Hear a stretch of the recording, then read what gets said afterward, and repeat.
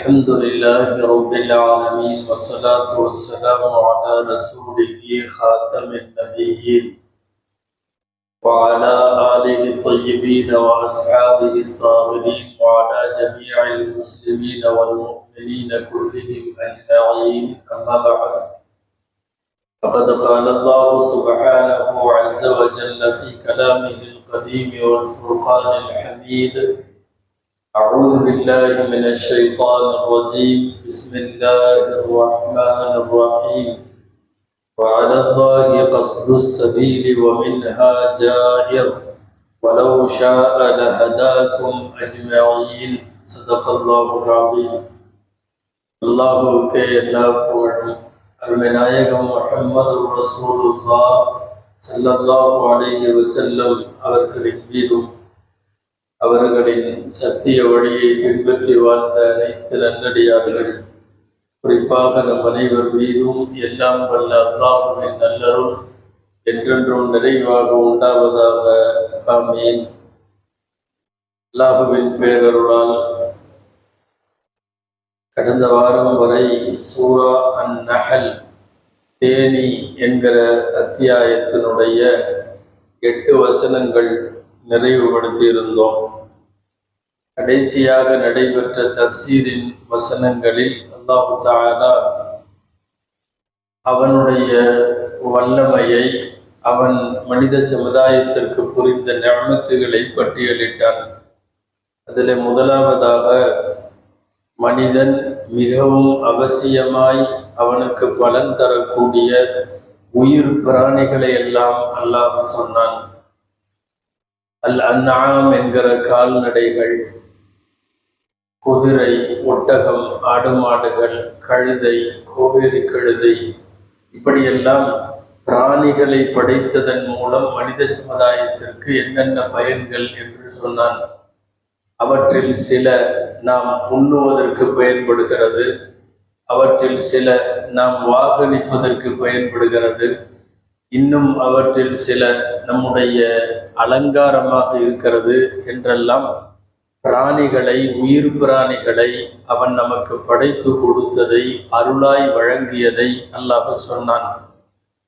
அதை அடுத்து இரண்டாவது, அதே உயிர் பிராணிகளில் என்னென்னவெல்லாம் நாம் பலன் பெறுகிறோம், தூரத்திற்கு சுமைகளை இழுத்து செல்லக்கூடிய, மிகப்பெரிய எடைகளை தூக்கி செல்லக்கூடிய பிராணிகளை எல்லாம் அல்லாஹ் படைத்திருப்பதை வரிசைப்படுத்தி சொன்னான். இன்னும் சிலது கணக்கில் அடங்காது, அதையெல்லாம் கடைசியாக வயஃலுகு மா லா தஅலமூன், நீங்கள் அறியாதவைகளை எல்லாம் அல்லாஹ் படைக்கிறான் என்று சொல்லி கியாமத்து நாள் வரை இந்த உலகத்தில் வர இருக்கிற பல்வேறு படைப்புகளை பற்றி எல்லாம் சொல்லி முடித்த இறைவன் அடுத்தடுத்த வசனங்களில் இன்னமும் மனித சமுதாயத்திற்கு தேவைப்படுகிற தாவரங்களை, அவற்றில் செடி கொடிகளை, பழவர்க்கங்களை, இவைகளை பற்றியெல்லாம் வரிசைப்படுத்தி பேசுகிறான். 9, 10, 11 3 வசனங்கள் மாத்திரம் நாம் இந்த வார தஃசீரிலே பார்க்கிறோம். அல்லாஹ்வின் வார்த்தைகளை முதலில் கேட்போம். வஅலல்லாஹி கஸ்துஸ் ஸபீலி, நேரான வழியை, நல் வழியை காட்டி கொடுப்பது என்பது அல்லாஹ்வினுடைய பொறுப்பாக இருக்கிறது. வமின்ஹா ஜாயிர், அந்த பாதைகளில் சிலது கோணலானவை. வலவ் ஷாஅ, அல்லாஹ் நாடி இருந்தால் லஹதாக்கும் அஜ்மஈன், உங்கள் அனைவருக்கும் அவன் நேர் வழி காட்டி இருப்பான். ஹுவல்லதி அன்ஸல மினஸ் ஸமாஇ மாஅன், அவனே வானத்திலே இருந்து உங்களுக்கு தண்ணீரை, மழையை இறக்கி வைத்தான். லக்கும் மின்ஹு ஷராபுன், அந்த மழை நீரில் உங்களுக்கு குடிநீரும் இருக்கிறது. வமின்ஹு ஷஜருன் ஃபீஹி துஸீமூன், நீங்கள் ஆடு மாடுகளை, கால்நடைகளை மேய்க்கக்கூடிய புல்பூண்டுகளும் அதிலே இருக்கிறது. யும்பிது லக்கும் பிஹி, உங்களுக்கு அந்த மழையின் மூலம் அல்லாஹ் முளைக்கச் செய்கிறான். அஸ்ஸரா, விவசாயத்தை, வஸ்ஸைத்தூன், பழத்தை, வன்னகீல், பேரிச்சம்பழத்தை, வல்அனாப், திராட்சையை, ஒமின் குல்லி ஸமராத், இன்னும் எல்லா கனிவர்க்கங்களையும் அந்த மழை நீரின் மூலம் அல்லாஹ் முளைப்பிக்க செய்கிறான்.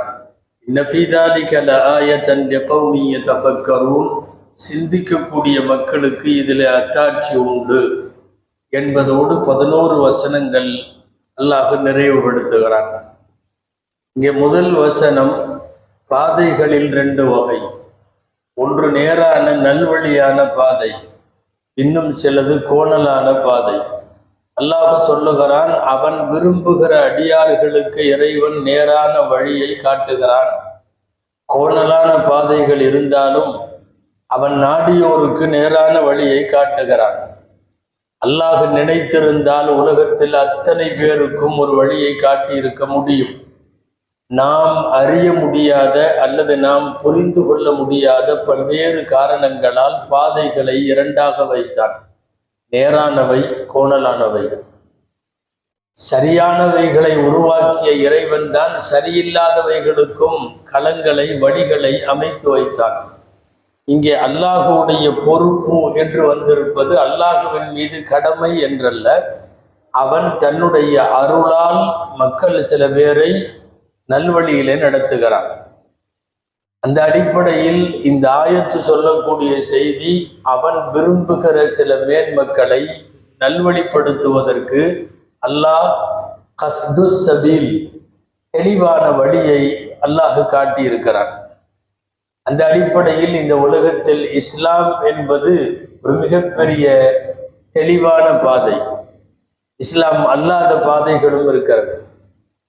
யோசிக்க யோசிக்க கோடி கோடியாய் கொட்டி கொடுத்தாலும் இந்த உலகத்தில் கைமாறு செய்ய முடியாத, எந்த பகரத்தையும் செய்ய முடியாத ஒரு மாபெரும் அல்லாஹுடைய கிருபை நமக்கு அல்லாஹ் ஈமானையும் இஸ்லாமையும் வழங்கியது.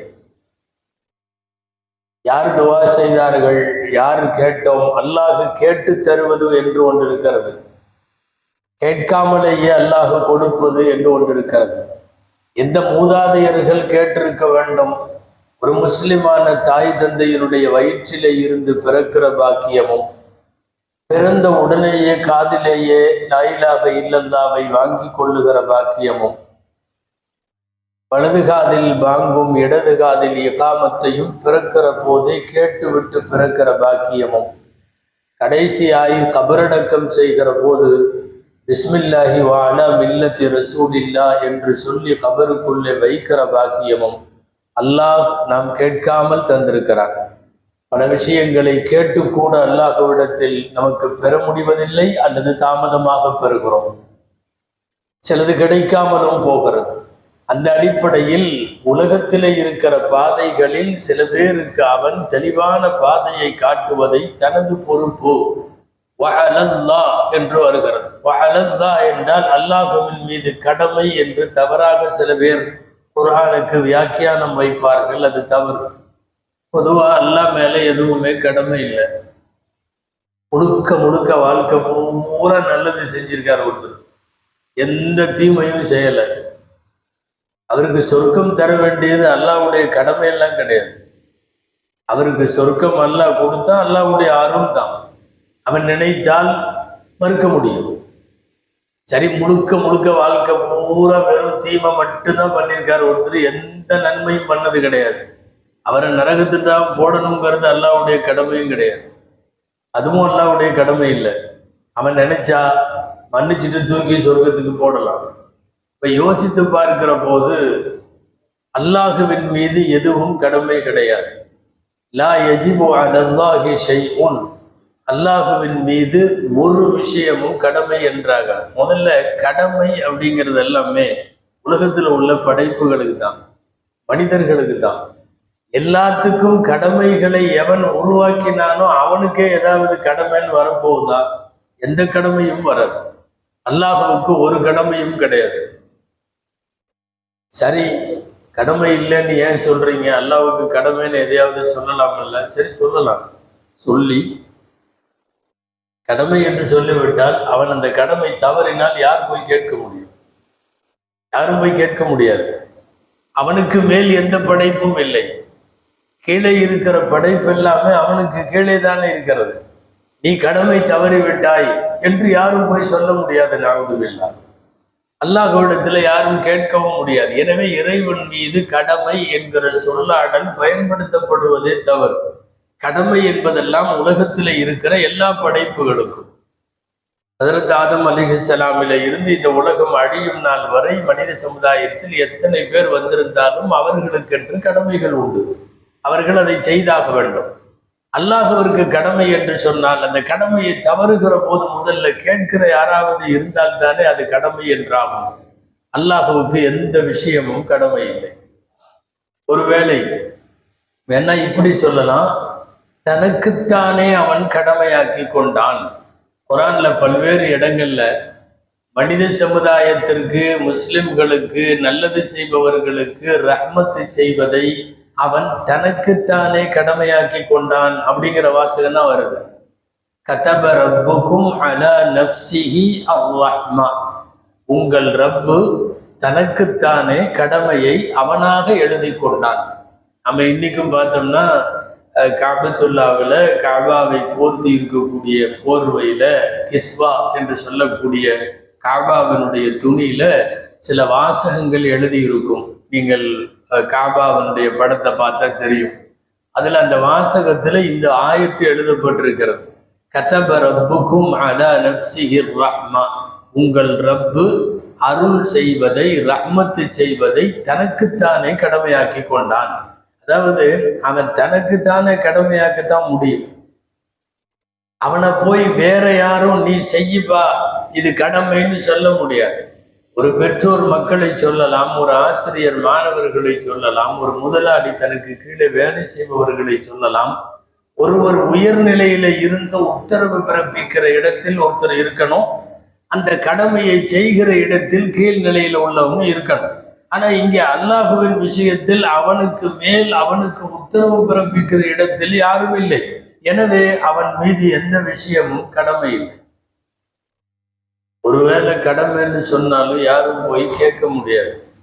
வேடிக்கையா இது சொல்லுவாங்கல்ல, கதை சொல்லுவாங்க. பூனைகிட்ட இருந்து எலிகளை எல்லாம் யாரு காப்பாத்துறது, எலியை வந்து பிடிச்சிட்டு போயிருது பூனை அப்படின்னு எலிகள்லாம் கூடி பேசிச்சான். என்ன செய்யலாம், வந்து தூக்கி போயிருது, நம்ம மாட்டிக்கிறோம் அப்படின்னு. கடைசியில ஆளுக்கால் யோசனை பண்ணப்போ எலியெல்லாம் சேர்ந்து கடைசியில ஒரு முடிவுக்கு வந்துச்சான். இங்க நம்மளையெல்லாம் பிடிச்சிட்டு போற பூனையுடைய கழுத்துல ஒரு மணியை கட்டிடுவோம். அதுல மணியை கட்டிட்டா அது வரும்போதே சத்தம் வரும், மணி சத்தம் வரும்.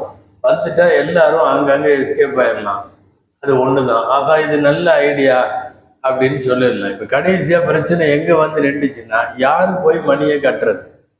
ஏன்னா மணியை கட்டுறதுக்கு யாரு போறாங்களோ அவங்க முதல்ல குர்பானியானதான் முடியும். அப்போ அதுதான் படமொழியா, பூனை கழுத்துல யாரு மணியை கட்டுறது அப்படிம்பாங்க. அப்படின்னா இப்ப எலியெல்லாம் சேர்ந்து எடுத்த முடிவு சரியானதுதான். சத்தம் வந்த உடனே எலிகள் தப்பிச்சுக்கலாம். ஆனா முதல்ல அந்த சங்கிலியை, அந்த மணியை போய் கட்டணுமே. யாரு கட்டுறது? மணி கட்டுறது யாரு பூனை கழுத்துல அப்படின்னு ஒருத்தரும் கட்ட முடியல. எனவே திட்டம் தோல்வி. இப்போ யாராவது ஒருத்தர் அல்லாஹ் மேல கடமை, அல்லாஹ் மேல கடமை, நல்லவங்களுக்கு அவன் சொர்க்கம் கொடுக்கணும், கெட்டவங்களுக்கு அவன் நரகம் கொடுக்கணும், தண்டனை கொடுக்கணும் அப்படின்னா அவன் அருளால் தான் சுவனம் தருகிறான், அவன் நீதத்தால் தண்டனை தருகிறான். எந்த காலத்திலையும் அவன் மேல கடமைன்னு சொல்லக்கூடாது. ஒருவேளை கடமைன்னு சொன்னா யாரு போய் கேட்கறது? யாரும் போய் கேட்க முடியாது.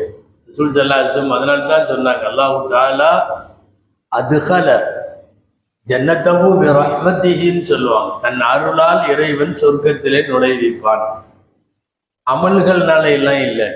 நம்ம செய்யற அமல் ஏதாவது ஒரு மூளையில கொஞ்சம் இந்த என்னமோ யானை பசிக்கு சோள பொறிங்கிற மாதிரி தான் நம்ம வாழ்க்கையில பூரா செஞ்ச அமல். அவன் கொடுத்த நியமத்துகளுக்கு நாம ஒரு 60-70 வயசு வாழ்றோன்னு வச்சுக்கிட்டா அவ்வளவு காலமும் செஞ்சாலேயே கிடந்தாலும் அது சரியாகாது. அப்போ நாம செய்கிற அமல் என்பது ரொம்ப கடுகளவு.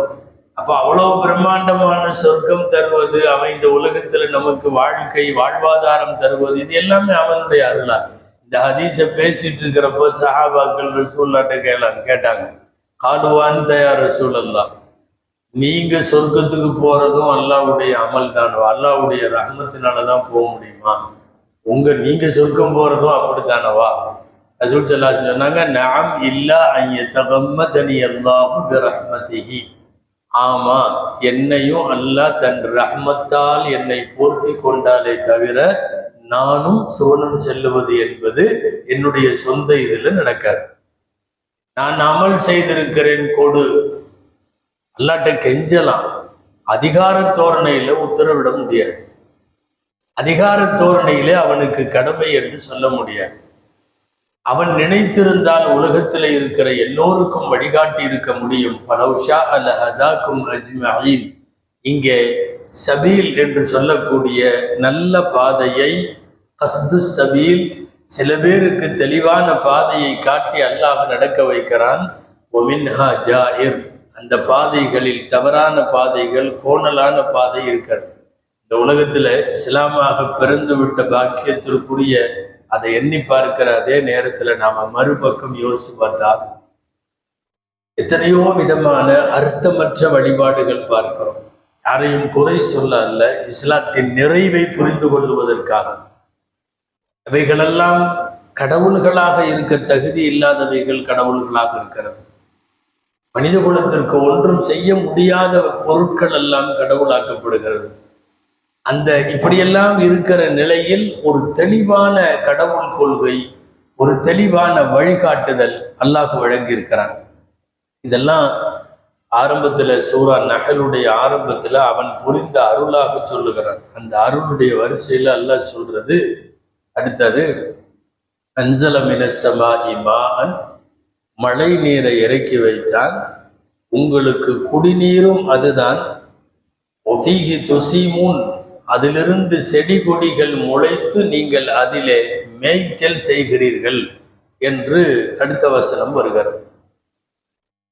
மழை இறக்கி வைத்ததை ஒரு மாபெரும் அருட்கொடையாக பேசுகிறான். முதல்ல இதுவரைக்கும் ஒரு 8 வசனங்களா நம்ம பார்த்ததெல்லாம் என்னன்னா, கால்நடைகள், ஆடு, மாடு, ஒட்டகம், குதிரை, கழுதை, கோவேரி கழுதை, இதனுடைய பயன்பாடு, இதுல உண்ணுதல், வாகனித்தல், அலங்காரம், சுமைகளை தாங்குதல் எல்லாம் சொல்லி முடிச்சிட்டான்.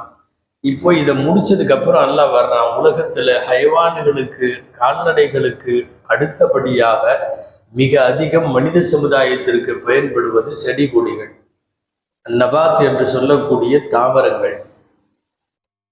உயிரினங்களிலே இருக்கிற, கால்நடைகளிலே இருக்கிற அற்புதமான உள்ளடக்கங்களை பேசியதற்கு பிறகு ரப்பு தாவரங்களிலே இருக்கிற மிகப்பெரிய அஜாயிபுகள் என்று சொல்லக்கூடிய ஆச்சரியங்களை அல்லாஹ் பேசுகிறான். அதுக்கெல்லாம் மூல காரணம், முதல்ல உலகத்துல தாவரங்கள் விளையணும்னா மழை வரணும். மழையை பத்தி முதல்ல சொல்றான். அன்ஸல மினஸ் ஸமாஇ மாஅன் லக்கும், வானத்திலிருந்து நீரை, மழை நீரை இறக்கி வைத்தான். உலகத்துல என்னென்னத்தையோ பண்றாங்க மனிதர்கள், மழை கொண்டு வர முடியாது. ஒரு ஊருக்கு மழை கொண்டு வர முடியாது.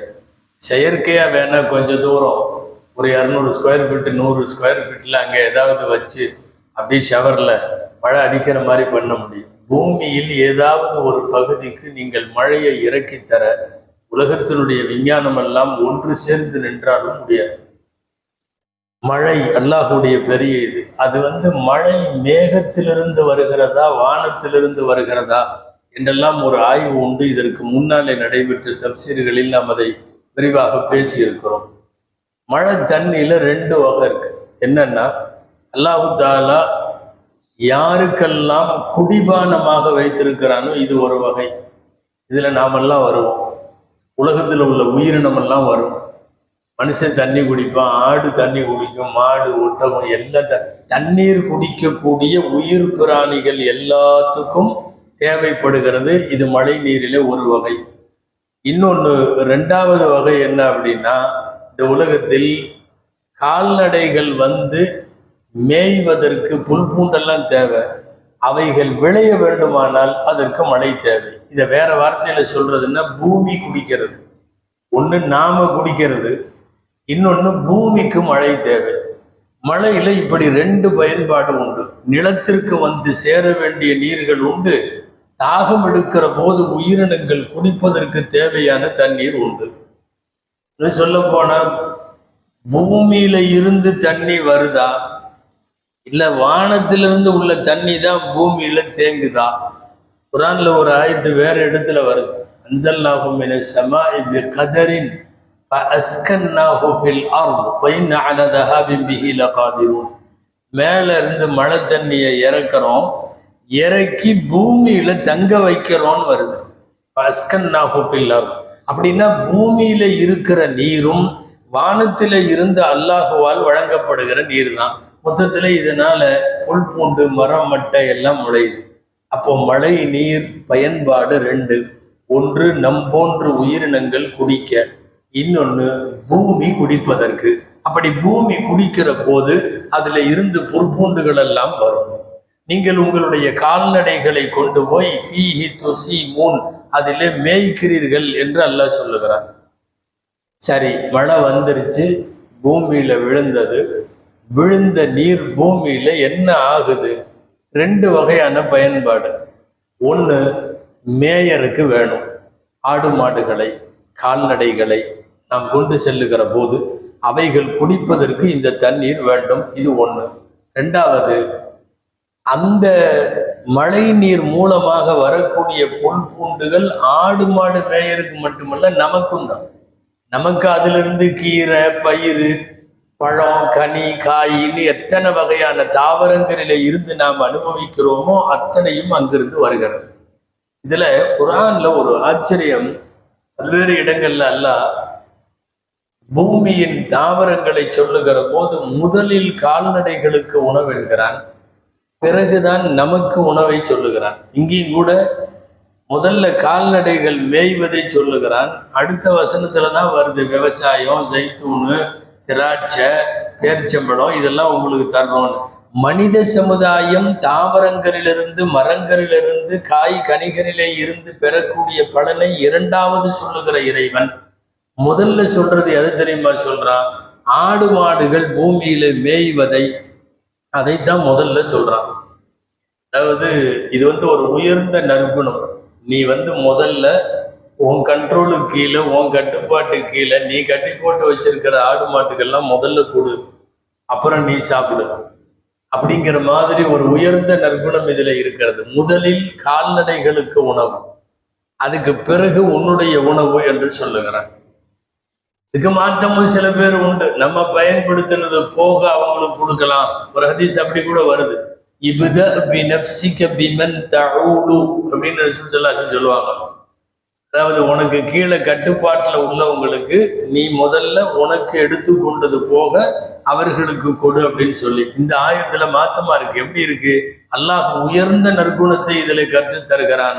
கால்நடைகளுக்கு உணவாக பூமியில விளைவதெல்லாம் இருக்கட்டும், அதுக்கப்புறம் உங்களுக்குள்ள பழங்களாக இருக்கட்டும். இப்ப என்னன்னா, மொத்தத்துல மழை நீர் மூலமாக விளைகிற தாவரங்கள் நமக்கு உணவு பயன்பாட்டுக்கு வருகிறது. இந்த குறிப்பா நான் வெஜிடேரியன் அப்படிங்கிறத தாண்டி வெஜிடேரியன் வரும்போது முழுக்க முழுக்க தாவரங்கள். இந்த தாவரங்கள் நம்முடைய உணவுக்கு தேவை. பொதுவாக இங்க ஒண்ணு நம்ம யோசிக்கணும், மனிதன் பிறந்ததுல இருந்து அவன் வஃபாத்தாகிற வரையும் உணவின் தேவை இல்லாத மனிதன் கிடையாது. எல்லாத்துக்கும் உணவு தேவை, உணவும் குடிபானமும் எல்லாத்துக்கும் தேவை. அந்த உணவு ரெண்டு டைப்ல கிடைக்கும். ஒன்று ஆடு மாடு மாதிரி இறைச்சி வழியாக உயிர் பிராணிகள்ல இருந்து கிடைக்கும், அல்லது மரம் செடி கொடியிலிருந்து கிடைக்கும். உலகத்தினுடைய உணவு பூரா இந்த ரெண்டு டைப் தான். இந்த ரெண்டு அல்லாம இன்னொரு உணவு கிடையாது. ஒன்று உயிர் பிராணிகளிலிருந்து வர வேண்டும், ஆடு இறைச்சி கோழி அது இது மாடு ஒட்டகம் எல்லாம், இது நான்வெஜ் பூரா வந்துடும் ஹைவான்கள் வழியாக. அடுத்து செடி கொடிகள் மரங்கள் வழியாக காய்கள் கனிகள் பயிர்கள், இது எல்லாமே. மொத்தத்துல உணவு என்பது மனித சமுதாயத்திற்கு இந்த ரெண்டு தான். இன்னும் கூட மார்க்க அறிஞர்கள்ட்ட, ஏன் உலகளாவிய அறிவுஜீவிகள்கிட்ட அப்படி ஒன்று உண்டு, இந்த ரெண்டுல எது சிறந்தது அப்படின்னு.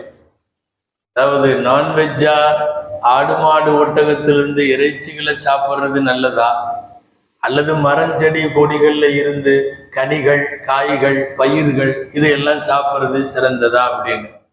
சந்தேகமே வேண்டாம். இஸ்லாமிய பார்வையில் இறைச்சி தான் முதலிடம். அது நாம் சாப்பிட்றத பார்த்தாவே தெரிஞ்சுக்கலாம். நம்முடைய வாழையடி வாழையாக பாரம்பரியம் தெரிஞ்சுக்கலாம். நம்முடைய வாழையடி வாழையாக பாரம்பரியமாக அப்படிதான் வருது. இறைச்சியினுடைய உணவு என்பது முக்கியத்துவம். சில பேர்லாம் 2 நாள் இறைச்சி சாப்பிடலன்னாவே துனியாவில் எதையோ இழந்த மாதிரி, ஒன்றுமில்லாமல் ஆயிடுச்சு அப்படிங்கிற மாதிரி.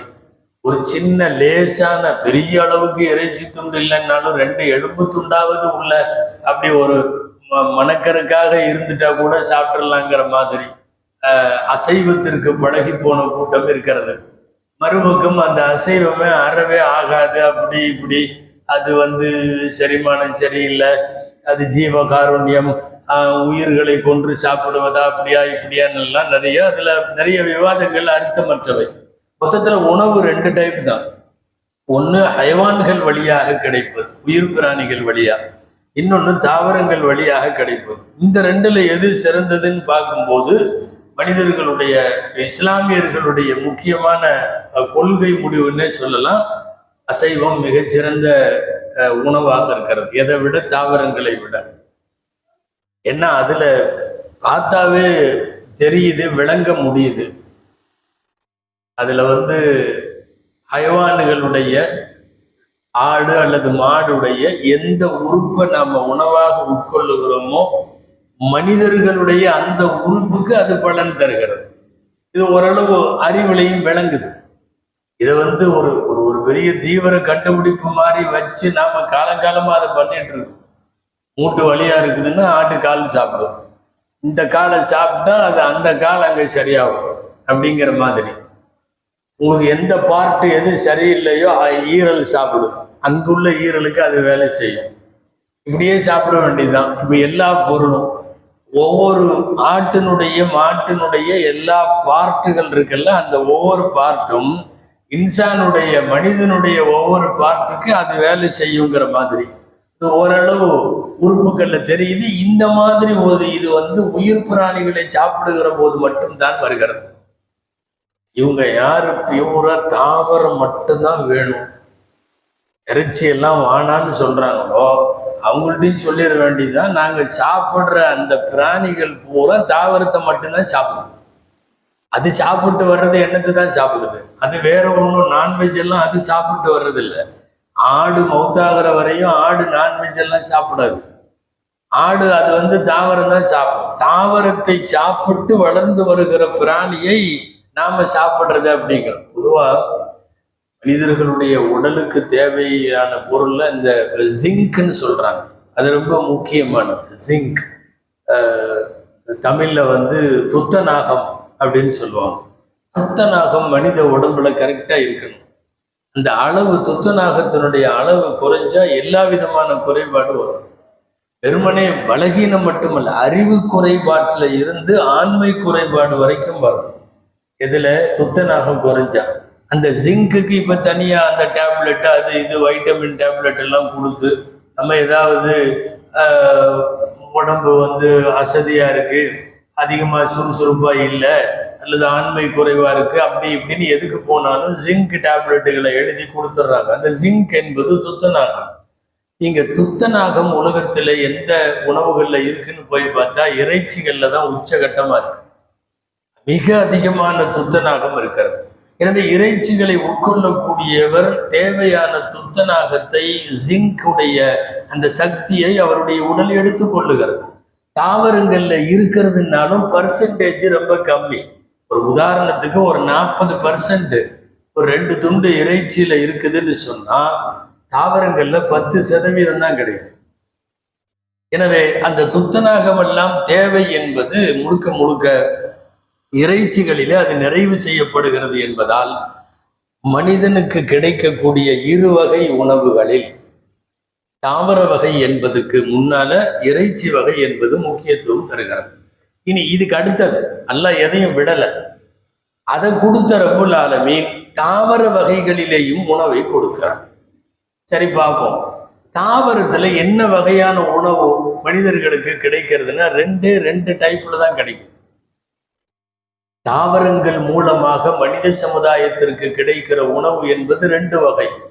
ஒன்று உபூபுகள், இன்னொன்று ஃபவாக்கிகள், அதாவது பயிர்கள், விதைகள். என்னென்னவெல்லாம் பயிர்கள் விதைகள் இருக்குல்ல, இப்போ சோளம், ராகி இந்த மாதிரி உள்ள வித்துக்கள், தானியங்கள். அதுக்கப்புறம் பழங்கள். தானிய வகைகளும் பழ வகைகளும் இந்த ரெண்டும் தாவரங்களிலே இருந்து நமக்கு கிடைக்கிறது. இந்த தானிய வகைகள்னு சொல்றமே, இதைத்தான் அல்லாஹு தாலா யும்பித்துலக்கும் பிஹி ஸர்அ என்று சொல்லுகிறான். விவசாயம், நெல், கோதுமை, சோளம், கம்பு, ராகி, என்னென்ன வகையான தானியங்கள் உலகத்தில் இருக்கோ தானியமெல்லாம் தாவரங்கள்ல இருந்து கிடைக்கிறது. நமக்கான மெஜாரிட்டி தாவரங்கள்ல இருந்து பெறப்படுகிற உணவு ரெண்டு டைப்: தானியங்கள், அடுத்து பழ வகைகள். தானியங்கள்ல இதெல்லாம் கிடைச்சிருது. அதுக்கு அடுத்து அல்லாஹ் வழங்கிய பெரிய ஏற்பாடு மனித சமுதாயத்திற்கு கனிவர்க்கங்கள். கனிவர்க்கங்கள்ல ரொம்ப முக்கியமான சில பழங்களை மட்டும் அல்லாஹ் கோடிட்டே காட்டிடுறான். அதுல ஃபர்ஸ்ட் சொல்றான் அஸ்ஸைத்தூன். முதல்ல ஜெய்தூன் பழம், நகீல் பேரிச்சம்பழம், அதுக்கப்புறம் திராட்சை, வல்ல அனாப், அப்புறம் எல்லா பழங்களும் ஒரு வரியில முடிச்சுட்டான். இதுல முதல்ல இறைவன் சொல்ல வருவது 3 வகையான முக்கியமான பழங்களை சொல்றான். ஜெய்தூன், நகீல், அனாப். ஆரோக்கியத்துக்கும் ரொம்ப நல்லது, மருத்துவ பலன்களும் ரொம்ப நல்லது, உடம்புக்கு சக்தி ஊட்டக்கூடியதுலயும் ரொம்ப நல்லது இந்த 3 பழம். ஜெய்தூன் ஒன்று, நகீல் ஒன்று, அனாப் ஒன்று. நீங்க இன்னைக்கெல்லாம் இது தனி படிப்பா வந்துருச்சு. டயட்டிஷியன்னு சொல்லி, தம்பிகளா கொஞ்சம் வெளியேறிங்கம்மா, இங்க உட்காந்து பேசக்கூடாது, போங்களேன். பேசாம இருந்தா அங்க உட்காருங்க. டயட்டிஷியன்கள்ட்ட இன்னைக்கு இது ஒரு தனி படிப்பு. எது? பழங்களை சாப்பிட்றது. அந்த பழங்கள்ல என்னென்னவெல்லாம் எத்தனை வைட்டமின் இருக்கு, இத்தனை சதவீதம், அது கலோரிகள் எத்தனை சதவீதம் பர்ன் ஆகுது, இப்படிங்கிறதெல்லாம் இன்னைக்கு தனியா படிப்பா வந்திருக்கு. அதுல அல்லாஹ் சொல்றது இந்த 3 பழங்களை முக்கியமா சொல்றான். ஜெய்தூன், பேரிச்சம்பழம், திராட்சை.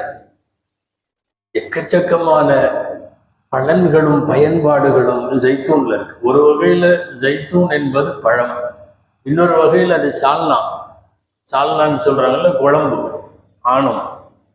அது சாலனாக ரொட்டிகளுக்கு தொட்டு கொண்டு சாப்பிடுவதற்கு தேவையான சாலனாகவும் பயன்படும், ஒரு வகையில பழமாகவும் பயன்படும். உலகத்திலேயே ஒரு பழத்தை புழிஞ்சா எண்ணெய் வர்றதுல மிக அதிகமாக எண்ணெய் வளம் கொண்ட ஒரே ஒரு பழம் ஜெய்தூன் மட்டும்தான்.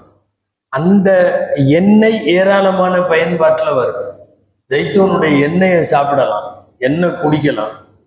நீங்க ஏதாவது லேகியம், தைலம், அது இது எதை செய்யறதுனாலும் ஜெய்தூனுடைய எண்ணெய் அங்கே பயன்படும்.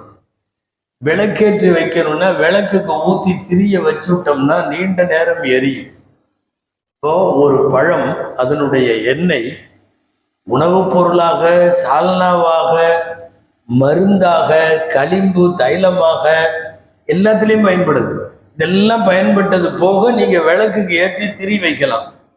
அந்த காலத்துல பைத்துல் முகத்தஸுக்கு, மஸ்ஜிதுல் அக்ஸாவுக்கு சில பேர் எல்லாம் வக்குஃபே செஞ்சு வச்சிருந்தாங்களாம். என்னன்னா, டின்னு பைலர்னு சொல்றமே, டின்னு கணக்குல இத்தனை டின்னுகள் பைத்துல் மஸ்ஜிதுல் அக்ஸாவுக்கு விளக்குக்காக நான் வக்குஃப் செய்யறேன் அப்படின்னு சொல்லி குறிப்பிட்ட தோட்டங்கள்ல இருந்து அப்படியே அந்த ஜெய்தூன் எண்ணெய் எடுத்து எண்ணெய் நேரம் மஸ்ஜிதுல் அக்ஸாவுக்கு போயிடும்.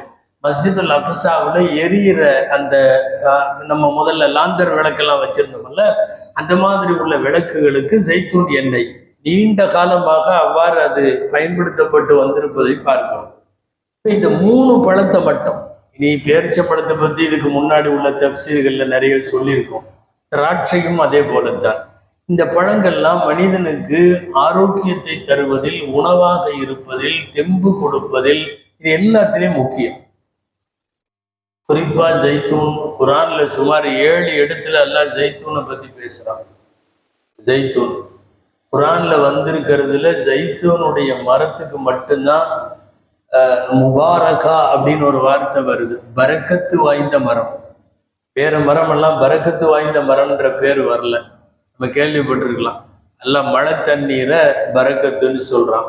மக்கா நகரத்தை பரக்கத்தான நகரம்னு சொல்றான். லைலத்துல் கத்ர் இரவை பரக்கத்தான இரவுன்னு சொல்றான். அது மாதிரி இந்த ஜெய்தூனை பரக்கத்தான மரம்னு சொல்றான்.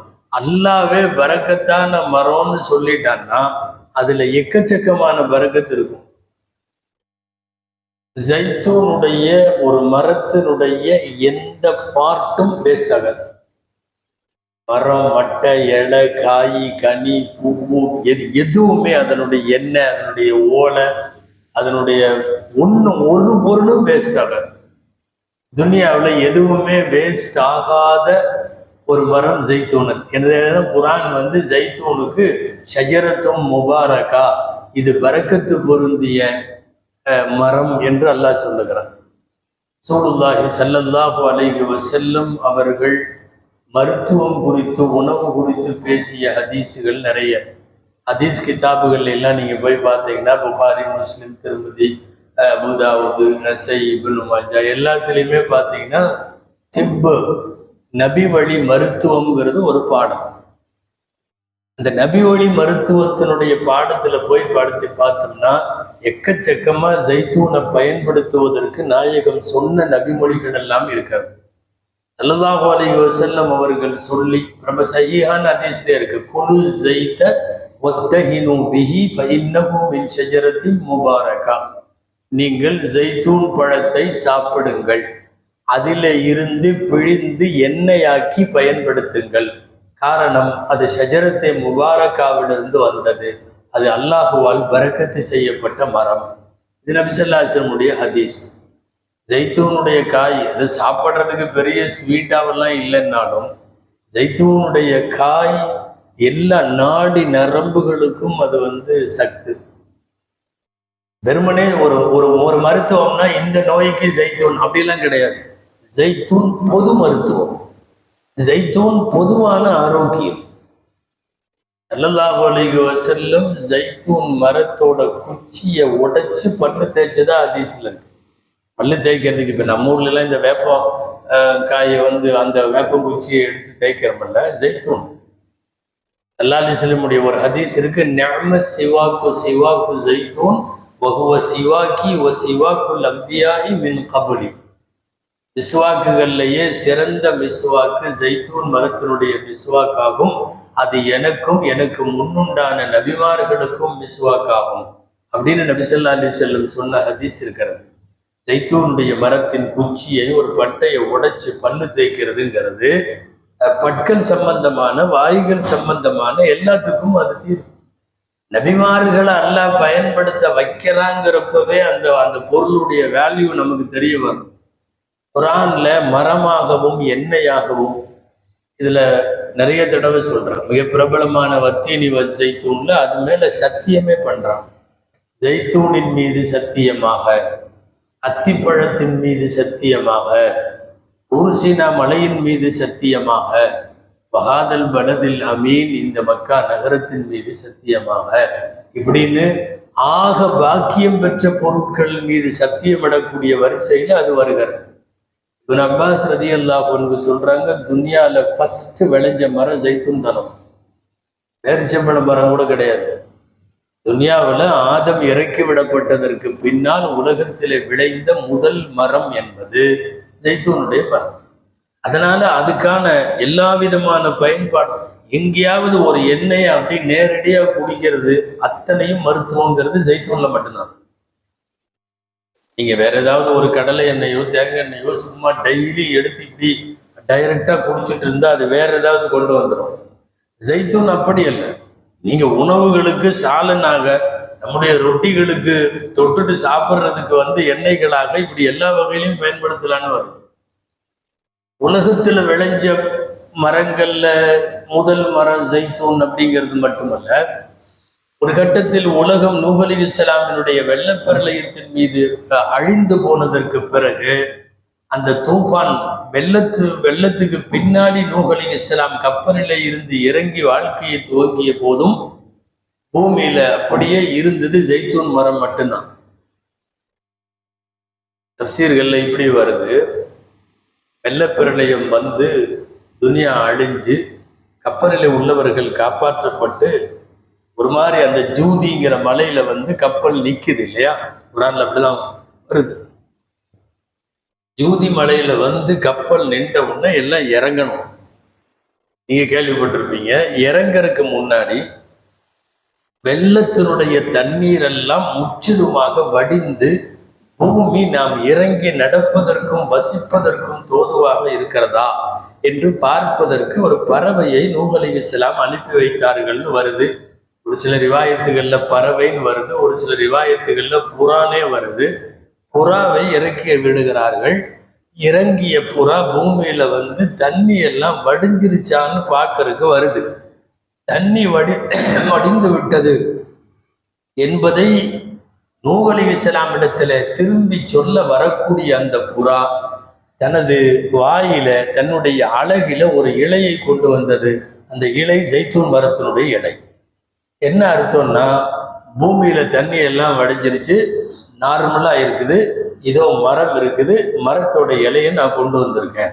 இப்ப ஜைத்தூனுடைய இலையை பார்த்ததற்கு பிறகு எல்லாம் இறங்குங்க அப்படின்னு சொல்லிட்டாங்க. ஒரு புதிய உலகத்தினுடைய வாழ்க்கை நூஹ் அலைஹிஸ்ஸலாமுடைய வெள்ளை பிரளயத்திற்கு பின்னாலே தொடங்குகிறதுன்னு வருது. இதுல என்னன்னா, அல்லாஹுவால் ஆரம்பத்தில் படைக்கப்பட்டது ஜைத்தூன் மரம். வெள்ளப்பிரளயத்தின் போது மக்கள் இறங்கி அதை பார்க்க வந்த போது ஜைத்தூனுடைய இலை கிடைத்திருக்கிறது. அப்போதும் இதுதான் முதல் தரம். ரசூலுல்லாஹ் ஸல்லல்லாஹு அலைஹி வஸல்லம் சில பொருட்களுக்குன்னு துவா செஞ்சிருக்காங்க இல்லையா, எது ரொம்ப தேவையோ, எது ரொம்ப பலன் அளிக்குமோ, அந்த மாதிரி எல்லாம். இப்போ பால் குடிச்சிட்டு துவா செஞ்சாங்கன்னு வருதல்ல, அல்லாஹும்ம பாரிக் லனா ஃபீஹி வஸித்னா மின்ஹு. பால் குடிச்சிட்டு எல்லாம் இந்த பாலில் பரக்கத்து செய்ய, இதை எங்களுக்கு இன்னும் அதிகமாக்கி கொடும். ஏன்னா ஒரு பொருள் அதிக பயன்பாட்டிற்கும் அதிக நன்மையிலும் இருக்குமானால் அதுக்கு துவா செய்வாங்க. ரசூலுல்லாஹ் பேரிச்சம்பழத்துக்கு துவா செஞ்சாங்கன்னு வருது. அந்த மாதிரி ரசூலுடைய வாயிலிருந்து வந்த துவாக்கள்ல ஒண்ணு, அல்லாஹும்ம பாரிக் லனா ஃபி ஸைத்தி வஸ்ஸைத்தூன். எல்லாம் எங்களுக்கு இந்த ஜைத்தூன் பழம், ஜைத்தூன் காய், ஜைத்துனா அசல்ல எண்ணெய், அந்த ஜைத்தூன் எண்ணெயிலும் ஜைத்தூன் பழத்திலும் யாரெல்லாம் எங்களுக்கு பரக்கத்து செய் அப்படின்னு கேட்டாங்க. உலகத்துல சீசன் இல்லாதனால இந்த காய் இல்லை அப்படின்ற ஒரு பேச்சு ஜைத்தூனுக்கு கிடையவே கிடையாது. இது ரசூலுல்லாஹ் பரக்கத்து கொடுன்னு துவா செஞ்சாங்கல்ல, அதுக்காக. இது வெயில் காலம், இப்ப ஜைத்தூன் கிடைக்காது அப்படியெல்லாம் உலகத்துல சொல்லவே முடியாது. மாம்பழம் சீசன் முடிஞ்சிருச்சு, இனி அவ்வளவுதான், ஒரு 7-8 மாசம் கழிச்சுதான் மாம்பழம் வரும், இப்படின்னு எல்லாம் பழத்துக்கு சீசன் உண்டு. இல்ல, ஜைத்தூனுக்கு அப்படி இல்லை. பாரிக் ஃபி ஸைத்தி வஸ்ஸைத்தூன். ஜைத்தூனுடைய எண்ணெயிலேயும் ஜைத்தூனுடைய காய் பழங்கள்லையும் யா அல்லாஹ் எங்களுக்கு நீ பரக்கத்து செய்யி அப்படின்னு நபி ஸல்லல்லாஹு அலைஹி வஸல்லம் கேட்ட ஹதீஸ்கள் இருக்கிறது. சர்வசாதாரணமாக ஜைத்தூனுடைய பயன்பாடுகளை குறித்து, அதாவது குர்ஆன்லயும் வந்துருச்சு, ஹதீஸ்லையும் நிறைய இடத்துல வந்துருச்சுன்னாவே அது சம்பந்தமான ஆய்வு அதிகமாயிடும். இஸ்லாமிய அறிஞர்கள் ஜைத்தூனுடைய மரம், மட்டை, காய், கனி எல்லாத்தையும் பீஸா ஆய்வு செஞ்சிருக்காங்க. ஜைத்தூனுடைய மரத்தினுடைய கால அளவு 2000 வருஷம் ஒரு மரம் நிற்கும். ஒரு மரம் உலகத்துல இதெல்லாம் மிகப்பெரிய ஆச்சரியம். இன்றைக்கு வரையும் கூட மஸ்ஜிதுல் அக்ஸாவை சுற்றி இருக்கக்கூடிய சில ஜைத்தூன் மரங்களுக்கான வயது 2000 வருஷம் ஒரு மரம் நிற்கும். அல்லாஹ் பரக்கத்து செஞ்சுட்டேன்னு எப்ப சொல்லிட்டானோ, குர்ஆனுடைய வார்த்தையில ஷஜரத்தே முபாரக்கான்னு எப்ப வந்துருச்சோ, பாக்கியம் பொருந்தியதுன்னு வந்துருச்சோ, வேற எதுலையும் இல்லாத ஸ்பெஷலிட்டி பூரா அல்லாஹ் கொடுத்துருவோம். இலையுதிர் காலம் வரும், கோடை காலம் வரும், இலைகளின் நிறங்கள் மாறும், வருஷம் பூரா பச்சையா தான் இருக்கும். இந்த மஞ்சளா பூக்கிறது, இலைகள் உதிர்ந்து போறது, நிறம் மாறுறது, அதெல்லாம் ஜைத்தூன் மரத்துல அந்த டிஸ்டர்பே இருக்காது. எப்போ அதே மாதிரி தான் இருக்கும். மிக அதிகமாக ஜைத்தூனுடைய மரங்கள் ஆரம்பத்திலிருந்தே விளைவதை பார்த்தீங்கன்னா, இன்னைக்கு நம்ம சிரியா, பழைய ஷாம் தேசம், இன்னைக்கு சூரியாங்கிறான், சிரியாங்கிறான், அந்த சிரியா பிரதேசம், அதுதான் சிரியாவில் எக்கச்சக்கமான ஜைத்தூன் மரங்கள். அது என்ன விந்தையும் தெரியல. ஒரு வகையில யோசிச்சு பார்த்தா 1.25 லட்சம் நபிமார்கள் எந்த பக்கம் சுத்திட்டு இருந்தாங்களோ அந்த பக்கம் பூரா தான் ஜெய்தூன்றது. நபிமார்கள் எங்க சுத்தினாங்களோ, எங்க உழவினார்களோ, எங்கே வாழ்ந்தார்களோ, எங்கே அவர்கள் தாவா செய்தார்களோ, அவர்களுடைய பணியெல்லாம் இருந்துச்சோ அந்த இடங்கள்ல மாத்திரம்தான். நம்ம குர்ஆன்ல 15வது ஜுஸுல சுப்ஹான் அல்லதி அஸ்ரா பி அப்திஹின்னு ஆரம்பிக்கிறப்போ மஸ்ஜிதுல் அக்ஸாவை சொல்லுவோம். அல் மஸ்ஜிதுல் அக்ஸா அல்லதி பாரக்னா ஹவுலஹுன்னு வருது. மஸ்ஜிதுல் அக்ஸாவை சுத்தியும் நாம் பரக்கத்து செய்தோம். சுத்தி என்ன பரக்கத்து செய்தோம் போய் பார்த்தா பூரா இந்த மரமா இருக்கு. மஸ்ஜிதுல் அக்ஸாவை சுத்தி இருக்கிறது பூரா மரம் தான். மஸ்ஜிதுல் அக்ஸாவில இருந்து கொஞ்சம் தள்ளி ஈசா அலைஹிஸ்ஸலாம் பிறந்த இடமாக கருதப்படுகிற பைத்துல் லஹம், பெத்லஹேம்னு எழுதுறாங்கல்ல, பெத்லஹேம்ல இருக்கக்கூடிய ஜெய்தூன் மரத்துக்கு 2000 வயசு ஆச்சுன்னு சொல்லி அதனுடைய குறிப்புகளோடு இருக்கிறது.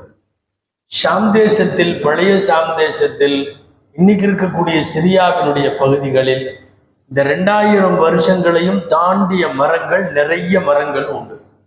எவ்வளவு பழுத்த சூழலாக இருக்கும் அந்த மரங்கள்.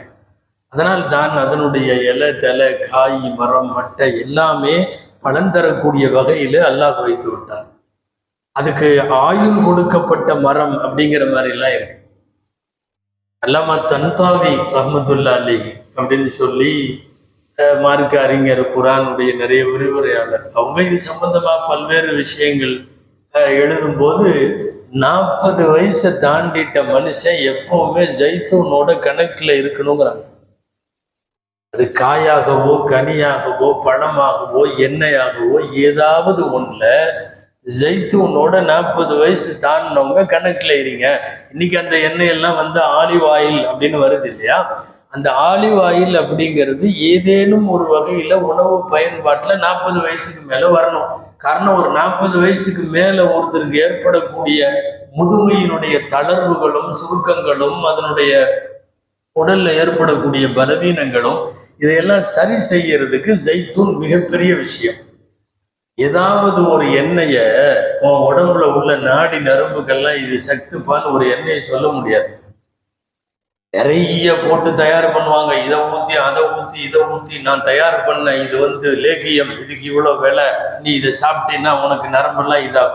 ஒரே ஒரு எண்ணெய் நீ டெய்லி யூஸ் பண்ணிக்கிட்டே வா.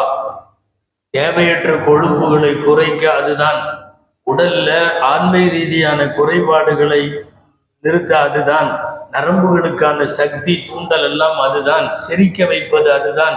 அதனால தான் ஜெய்தூன் என்பது இந்த மாதிரி சாலன்களாக இந்த உணவுப் பொருட்கள்ல ஊத்தி பயன்படுத்துவதை விட நேரடியா ரொட்டிக்கு தொட்டு சாப்பிட்றது, ஒரு ஸ்பூன் குடிக்கிறது, இந்த மாதிரி பயன்பாடுகளில நிறைய அரபுகள் பயன்படுத்துவார்கள்.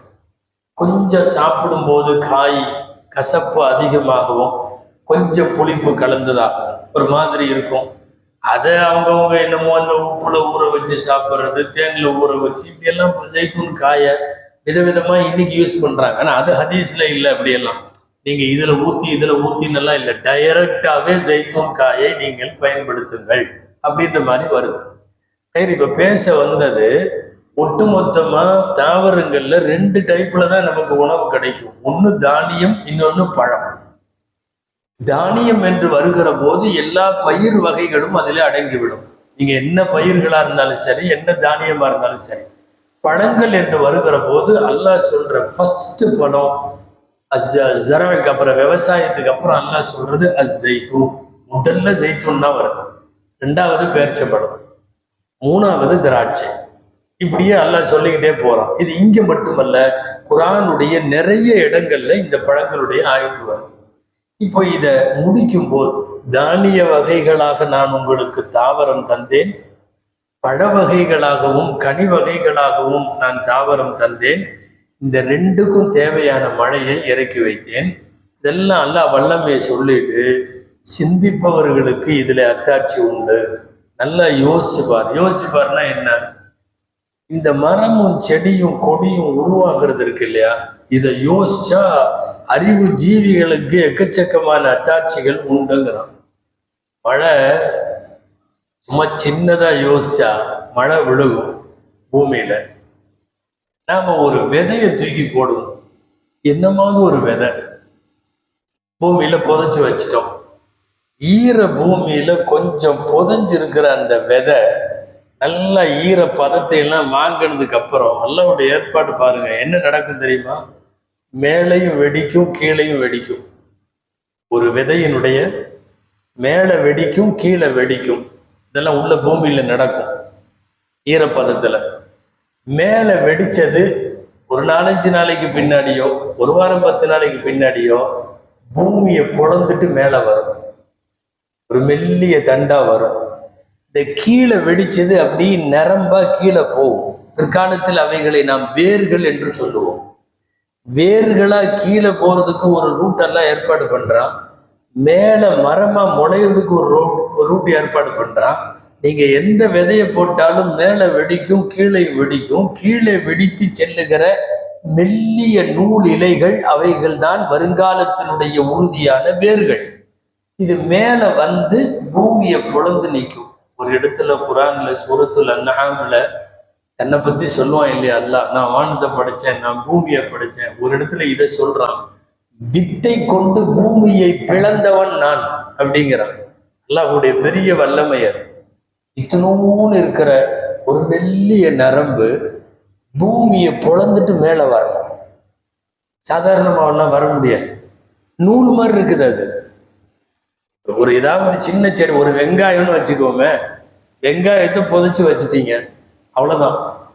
ஒரு 2-3 நாள் கழிச்சு பாருங்க, மெதுவா வெள்ளையும் பச்சையும் கலந்த மாதிரி ஒரு நூல் மாதிரி இருக்கும். அது அப்படியே மேலே எந்திரிக்கும்.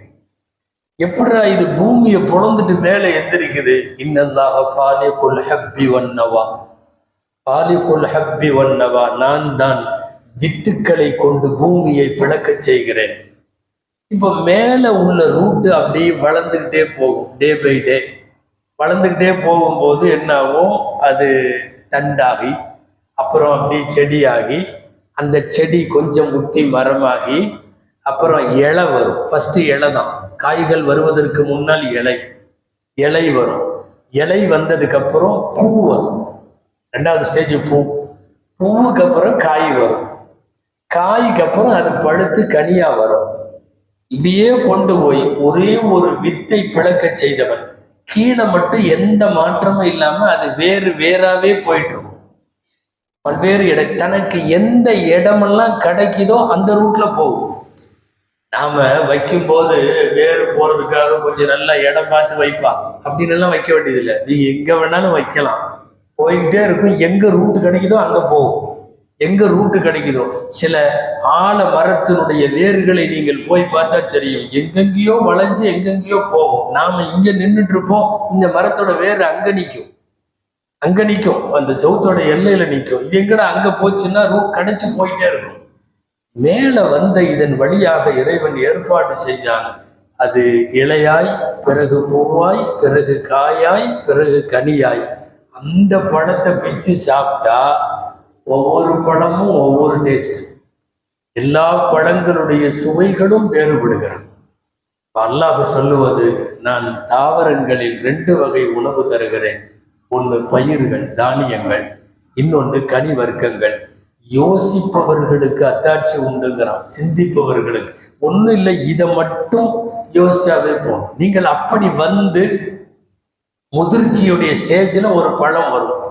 பழத்தை பறிச்சுட்டு கையில வந்தீங்கன்னா அதுல ஒரு புத்தகம் எழுதுற அளவுக்கு செய்தி இருக்கு. தோல் வேற மாதிரி இருக்குது, உள்ள அதற்கு கொட்டை வேற மாதிரி இருக்கு, அதுல வரக்கூடிய சுளை வேற மாதிரி இருக்கு. இன்னொன்னு பொறிச்சா அது புளிப்பா இருக்கு, ஒன்று இனிப்பா இருக்கு, இன்னொன்னு புளிப்பும் இனிப்பும் கலந்து இன்புளிப்புன்னு ஒன்று சொல்றான், அப்படி இருக்கு. என்னென்னமோ இருக்கு, சிலது கசப்பா இருக்கு. ரப்புல் ஆலமீன் செய்திருக்கிற இன்னஃபீ தாலிக லஆயத்தன் லிகௌமி யதஃபக்கரூன், சிந்திக்கக்கூடிய மக்களுக்கு இதுல அல்லாஹ்வினுடைய குதுரத், இறைவனுடைய வல்லமை எப்படிப்பட்டது என்பதை விளங்குவதற்கு இவைகள் போதுமானது என்று சொல்லுகிறான். ஆக உயிர் பிராணிகள்ல என்னென்னவெல்லாம் நமக்கு நடந்துச்சுன்னு சொன்னா, அதுக்கப்புறம் கால்நடைகள் விசேஷமா சொன்னா, அதுக்கப்புறம் இப்போது தாவரங்களின் வழியாக நமக்கு என்னவெல்லாம் என்று சொல்லுகிறான். இது அத்தனையும் அல்லாஹ் நம் மீது புரிந்திருக்கிற பேரருள். துஆ செய்வோம். அல்லாஹ் ஜல்ல ஷானஹு தஆலா இந்த உலகத்தில் அவன் மறைத்து வைத்திருக்கிற ஞானங்களை விளங்கவும், அவன் நம் மீது புரிந்திருக்கிற அருள்களுக்கு நன்றி செலுத்தவும் அல்லாஹ் எப்போதும் வாழும் காலமெல்லாம் நமக்கு தௌஃபீக் செய்வானாக. اللهم إنا نسألك من خير ما سألك منه عبدك ونبيك وحبيبك محمد صلى الله عليه وسلم. اللهم إنا نعوذ بك من شر ما استعاذك منه عبدك ونبيك وحبيبك محمد صلى الله عليه وسلم. سبحان ربك رب العزة عما يصفون وسلام على المرسلين والحمد لله رب العالمين. صلى الله على محمد صلى الله عليه وسلم. صلى الله على محمد صلى الله عليه وسلم. صلى الله على محمد يا ربي صل وسلم.